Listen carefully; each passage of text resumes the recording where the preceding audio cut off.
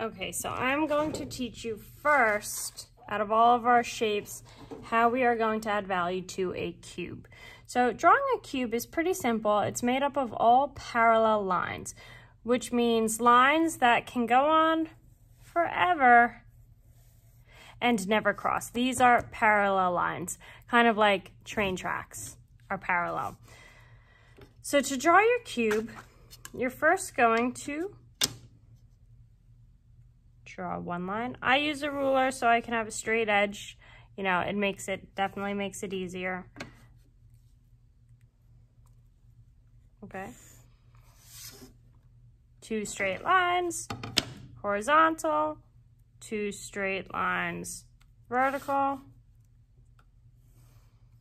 and then you have your square.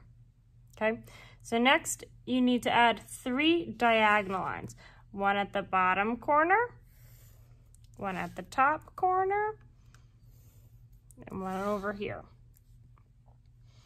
My cube might go over my other one. That's okay. All right, and then you need to close it off, giving your box a side and giving your box a top. And then we're gonna clean up some of those extra lines. No, wait. Here. Oops. Perfect. So now I have my box. Next when you're adding value, you need to pick where your light is coming from, okay? So for this example, I'm going to have my light be right here, and you can draw a little sun or a little light bulb so you know where your light is. So now I'm imagining that my light is shining just on this side of the box. So what that would give me is a shadow on the other side, right? And this side would be your dark side if the light was over here. So that's where I'm going to add my value first, and I'm going to add my darkest value there. And if you have your value scale handy, you can look at your darkest value, and that's what you're going to add on the side over here.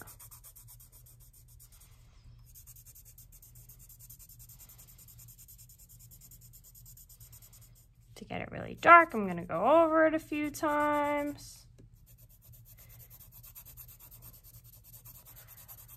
Voila. Now for the other shapes we're going to add value to this week or next week, when light hits it, they will be round, so it will be traveling around the sides of it. But with a box, it's hitting the one side and then that's it. The light cannot be bouncing around. So that would mean the opposite side is your dark side, and then here you would have a middle tone. The side that we cannot see would be white.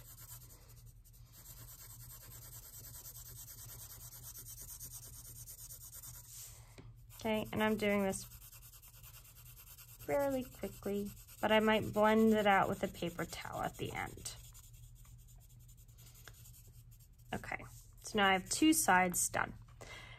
Now, for this last part, you get to decide whether or not you want a challenge or not. If you want your box to be closed on the top, you can just add another mid-tone to the top.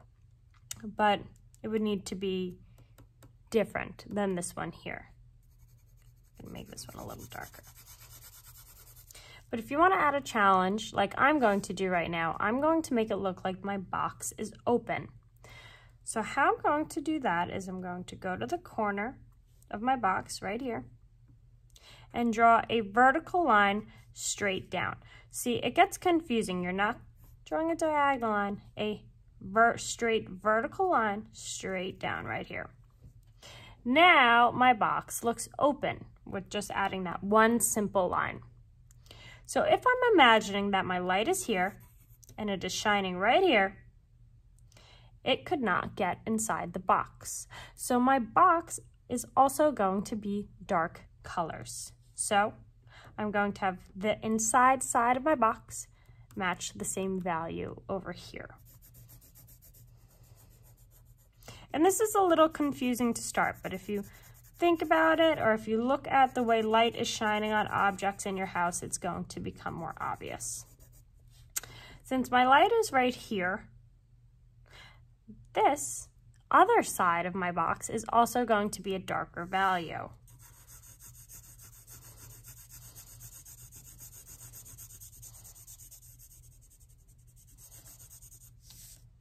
Okay, but I don't want it to blend in with the front.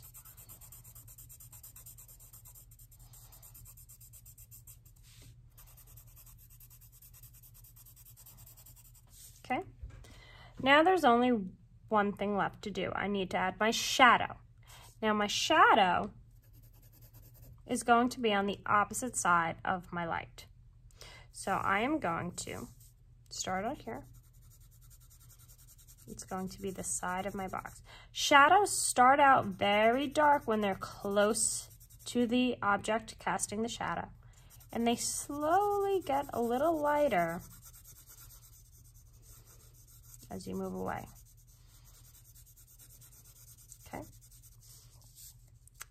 So that is how you shade a cube.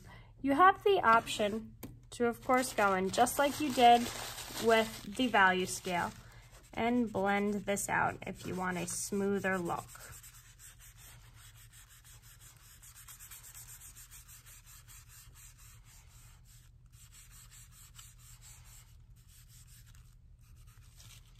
I'm also going to make sure I clean up my edges because craftsmanship is very important in art.